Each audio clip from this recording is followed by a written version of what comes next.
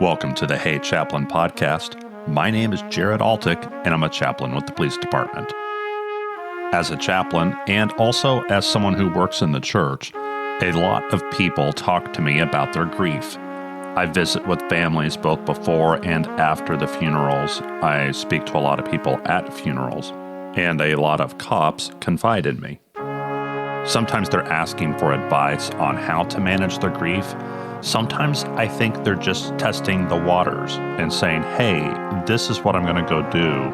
Let me see if the chaplain reacts to that. Sometimes I don't react, and sometimes I have a meaningful conversation about what we can do with our grief and what our grief means. Today I thought that I would just jot down a few notes and share some of the most common topics about grief that come up. This is not all of my thoughts on grief. It's certainly not all of the things that can be said about grief.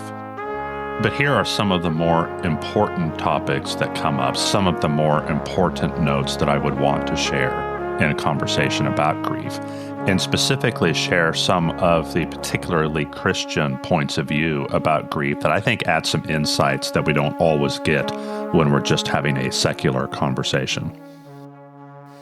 So I'd like to say a few words about grief.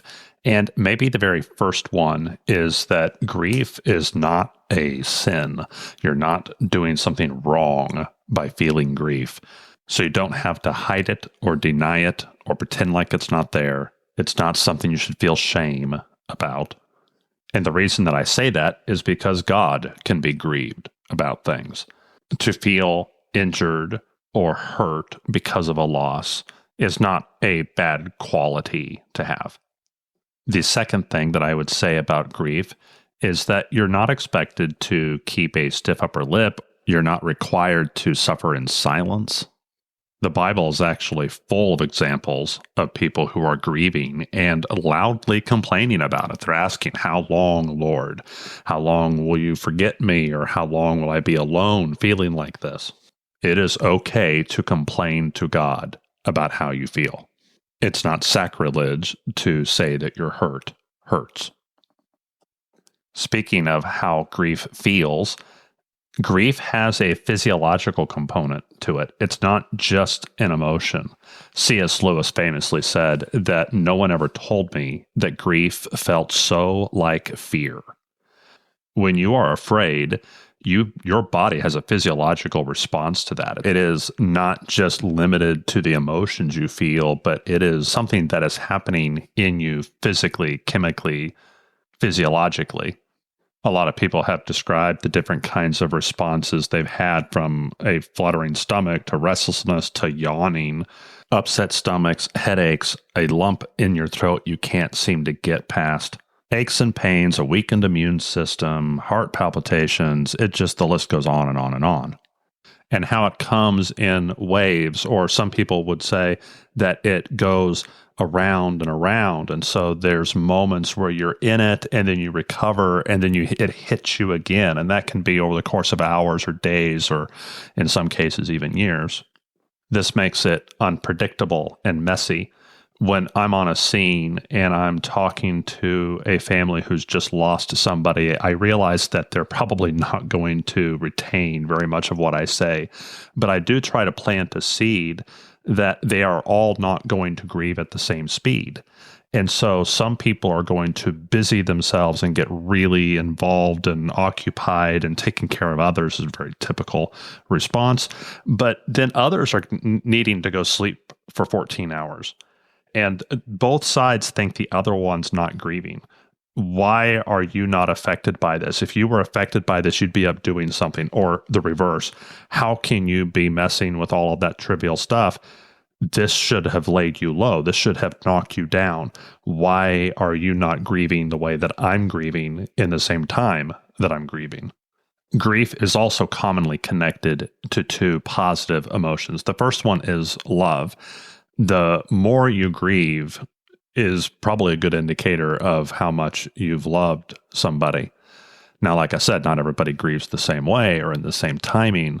It will come and go, and people's intensity that they feel in the grief is not always happening at the same time. But if you truly loved someone, it is going to hurt more. And I'm sorry for that.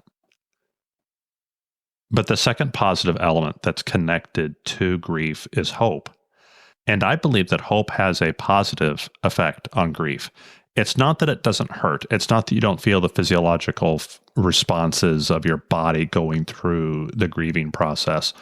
But hope gives you something that pulls you away from the despair that some people have. You see that in 1 Thessalonians 4:13. Brothers and sisters, we do not want you to be uninformed about those who sleep in death, so that you do not grieve like the rest of mankind who have no hope. Having a positive certainty that you'll see that person again does make the grief different. It doesn't take the grief away, but it does make a difference. And I would argue better that it is a better experience of grief than to grieve and despair that something has been severed forever and you will never have any kind of restoration or reunion with that person again. When I'm grieving, I can feel it build up in me, whether that is a grief for my own loss or whether it's a vicarious loss, like I am sympathizing with somebody at a funeral and I see that grieving mother or that lonely spouse and my heart just breaks for them.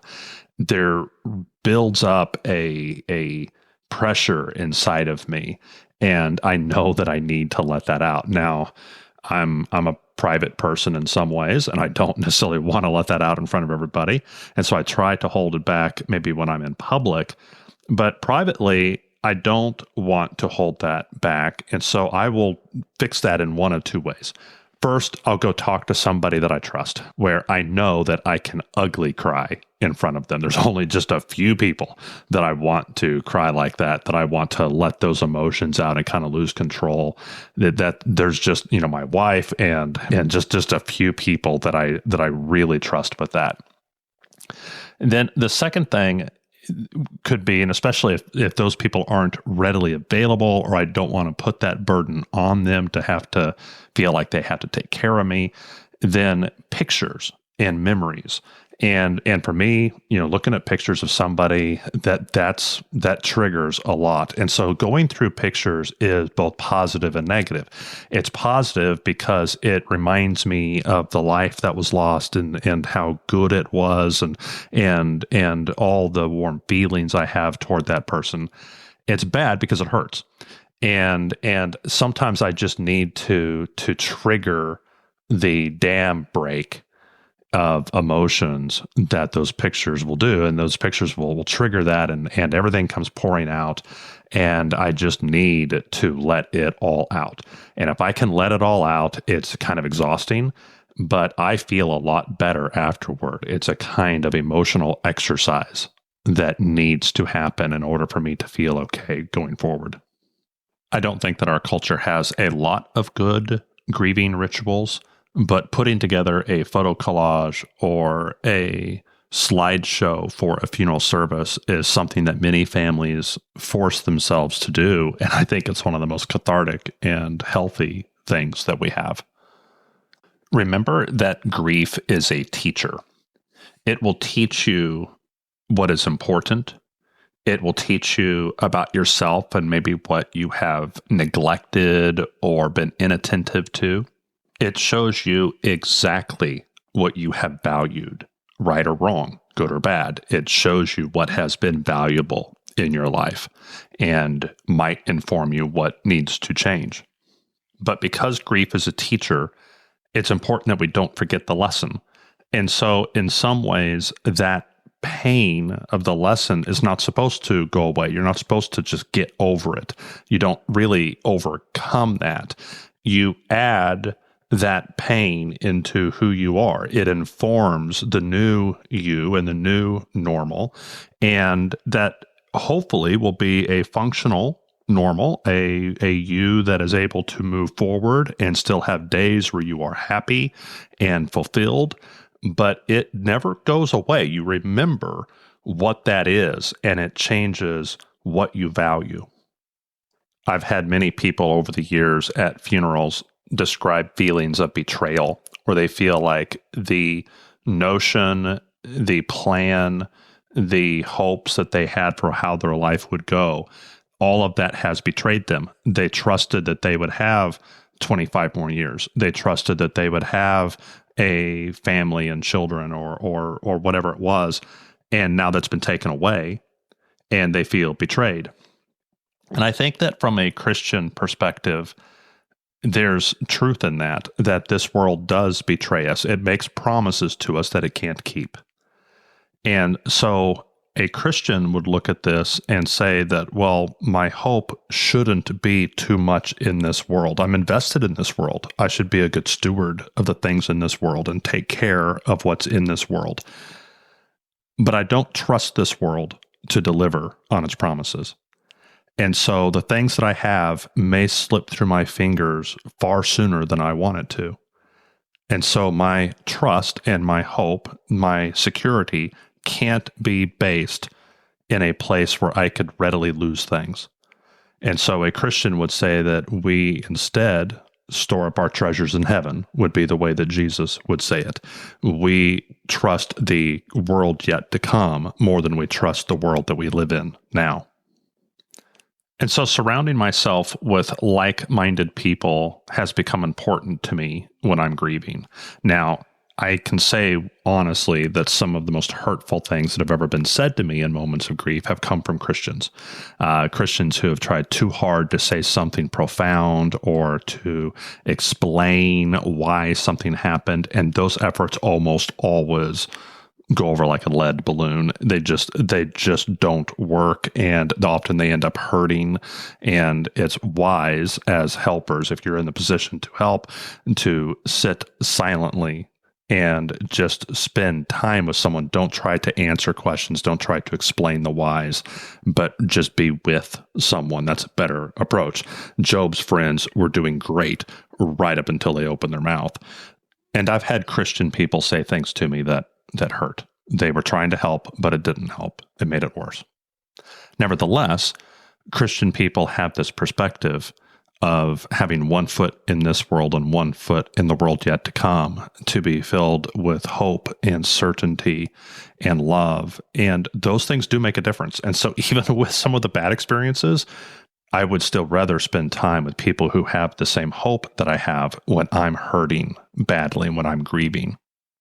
And that leads me to my final thought about Jesus himself. The Bible describes him as a man of sorrows, acquainted with grief. He's not distant and far away, an unfeeling God who doesn't care, but instead he's someone who came into our world and experienced human suffering. The shortest verse in the Bible, John 11:35, says Jesus wept. He was weeping at the graveside of a dear friend of his. I believe in a God who understands suffering, who has even suffered himself. He came into a broken world and experienced it with us. That changes things for me. That changes how I see the Christian community, church. That changes how I read the Bible. It changes how I understand the Holy Spirit of God, God who resides with us and interacts with our thoughts and our conscience. If the God revealed to us through Jesus Christ, the God of the Bible, the real God, if that is a personal God, a God who understands suffering firsthand, a God who is acquainted with grief, then I can have confidence that I can make it to tomorrow, no matter how bad it hurts today. From Kansas City, Kansas, this is Chaplain Altick. May God bless you and give you his peace.